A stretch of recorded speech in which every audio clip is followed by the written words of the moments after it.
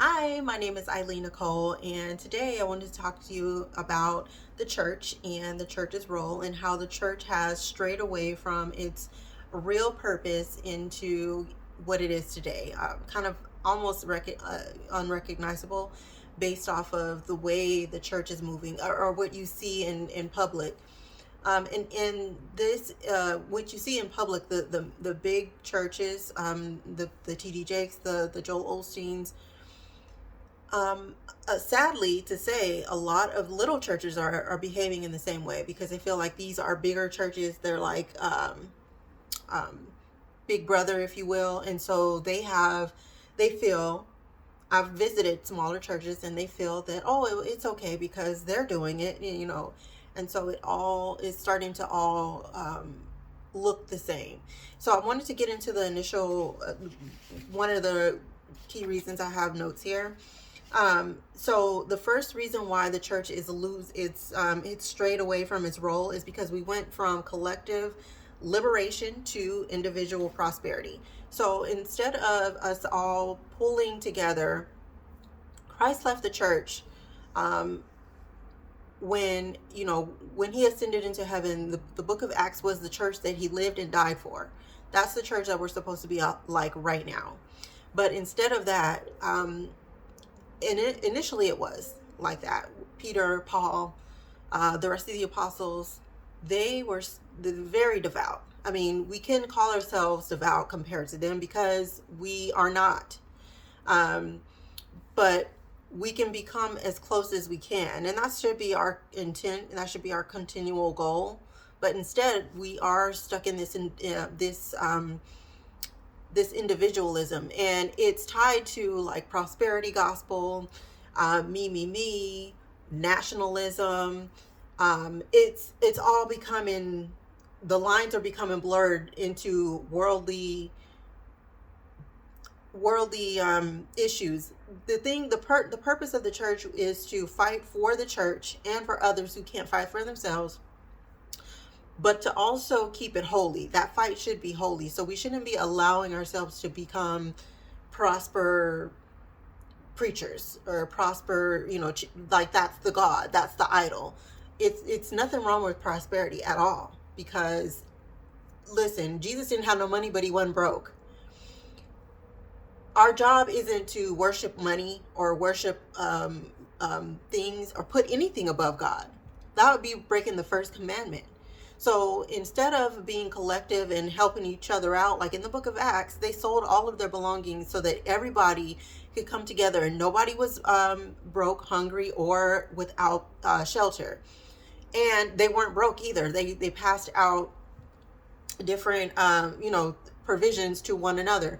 There were leaders there in it, and you even hear about it in the story of Ananias and Sapphira when they decided to keep their wealth, some of their wealth to themselves, and then lie about it. So they stole and they lied, and they did this to the Holy Spirit. Today, this is what the preachers are doing. They're acting like Ananias and Sapphira. They're keeping a portion of what should be going to the church, and they're also not in their leadership role because they're not actively pulling the church together so that we are not in poverty. There shouldn't be as much poverty there as there is in the church, especially in the black church. Like, it shouldn't be that much poverty. Why is there so much prosperity gospel and so much poverty? Why is that happening? Because it's not holy. That's why it's not. That's why it looks like that, because it's not holy. Prosperity gospel is not holy, and that's one reason why the church is breaking apart. It's breaking the trust that it's breaking the trust that the church has in its leadership, and unfortunately, it's almost like it's extending to Christ himself when Christ laid out ground rules on what we're supposed to do and how we're supposed to do it. So I'm just on here because I feel like there needs to be a trumpet sounding. We need to talk about this, and we need to be, us as church members, us as the church. should be doing better in terms of pulling us together collectively. If we see that these leaders are completely, they're out of bound, they're no longer in the game that Christ has set up for us to play. They're no longer in it. They're wherever. We have to pick up the pieces and move forward. And one thing is we cannot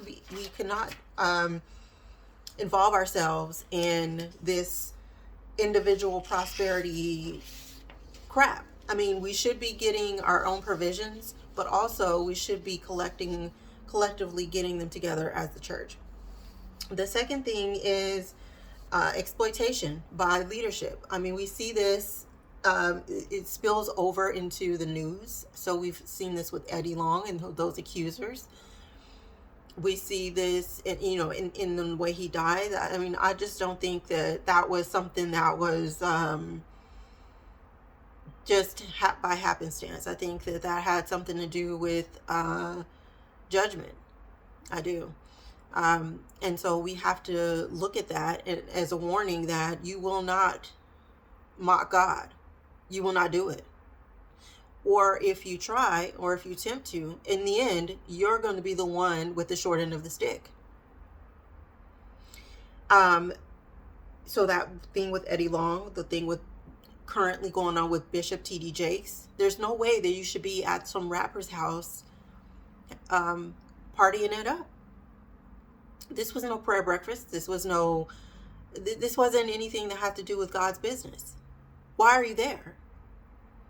Our job is to stay out of muck and mire. That's our job.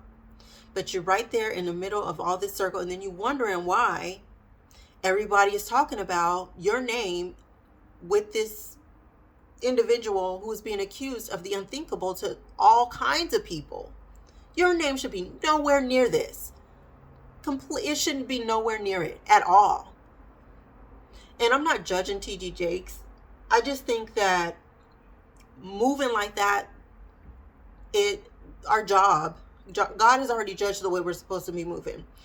And God says, the scripture says that we are not even supposed to be involved with even the appearance of evil. That seems to me, hanging out with Sean Combs seems to be the appearance of evil, because he doesn't worship Christ. He has some weird deity on the back of his, he has a tattoo of a woman and a child, and that's not Christ, and that's not Mary. And even if it was, you're not supposed to be doing that. But he doesn't worship Christ, but you over there in his circle. I don't understand that.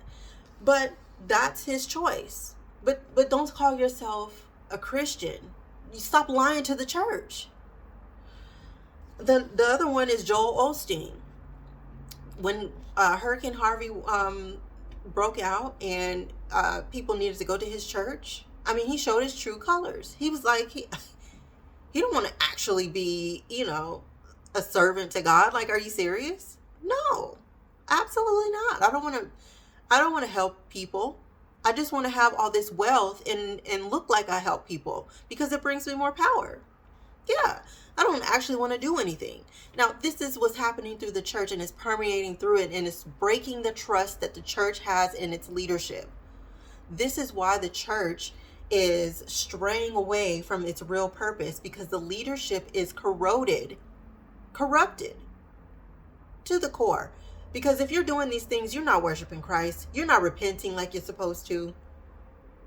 This is our job. Every day we're supposed to be repenting. Now, let's say he went to, let's say Joel Osteen did this one time, but he still, his message still isn't Christ-centered. It's motivation-centered. T.D. Jakes is still finger-wagging and up there talking about,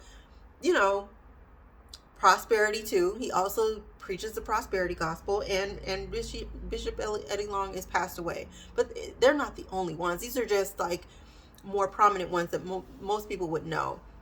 But our job, though, is to not just be surface level Christians, lukewarm Christians. We shouldn't just be at the top, at the froth, and we shouldn't just know these names. We should have the faith, and we should have enough discernment to see, okay, I shouldn't be listening to these individuals, because something is not all the way right, or God would tell you, don't listen to these people. Maybe they get some of it right, but that doesn't mean you don't know what part of it is wrong. So just don't listen to them at all. And the third thing I want to talk about is the disconnection from social justice. I remember one time I went to this church. I grew up in both a Baptist church and an apostolic church.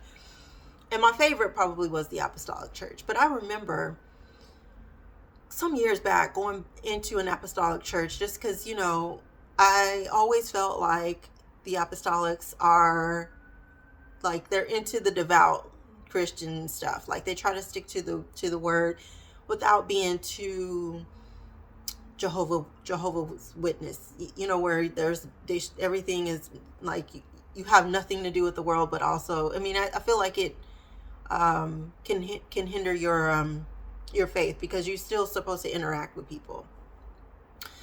But I went to this apostolic church, and I remember, I don't remember what incident happened, but it's been a couple that have happened. It wasn't Trayvon Martin, but I believe it might have been Eric Garner. When he had was suffocated by that police officer. And I remember going to church because I was feeling I needed help. I went to the church because I needed help. I thought, okay, we're going to do something. Something holy. What can we do? What can we do? What kind of plan can we put together? How can we move forward? What can we do? And I remember the preacher said that he shouldn't have been, he said something against Eric Garner and for the police officers. And basically, he wasn't going to stand up for Eric Garner at all. He wasn't going to do it. And right or wrong with Eric Garner selling those cigarettes or not, I don't remember exactly what he said, but I remember the sentiment. I remember feeling like the church is no longer strong in terms of the leadership, because there's very strong congregants, absolutely, but a lot of the leaders are either paid off, or they have no interest, or they don't see the value in moving forward. They just see value in their own little churches. But ultimately, what he said was, basically he's not going to do or say anything. And then he looks at me, because I'm looking at him for guidance at this time. Like, what can we do to all get together and do something, even in our neighborhoods, because we were all feeling it all over the country. He looks at me and says, I know some of you ain't going to come back next week. Yeah, I'm not coming back next week. I'm not coming back. You're a noodle. That's why I'm not coming back. So I never went back to that church. But I knew then that I wasn't going to find any type of real strength in the current status quo of the church, because long are the days of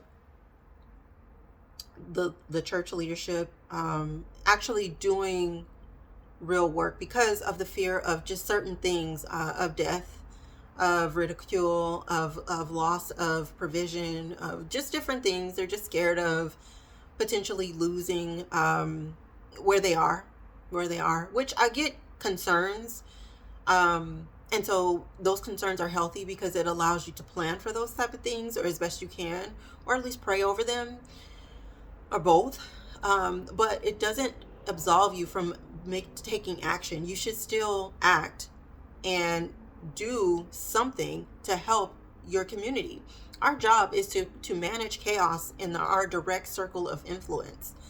And if the leadership doesn't feel that that's their calling, then why are you there? Because that was Jesus's God. He always came through with managing chaos. He always did. That's our job. He always came through. Like, we have to be Christ-centered. That's our job. So I just come to say that, and I feel like more congregants need to be a little bit more outspoken, myself included.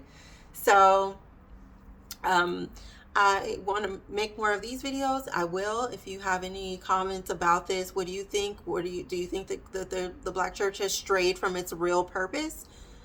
which is to lead in social constructing our church, people who are actually say they are in the faith, leadership within that, and then also making sure that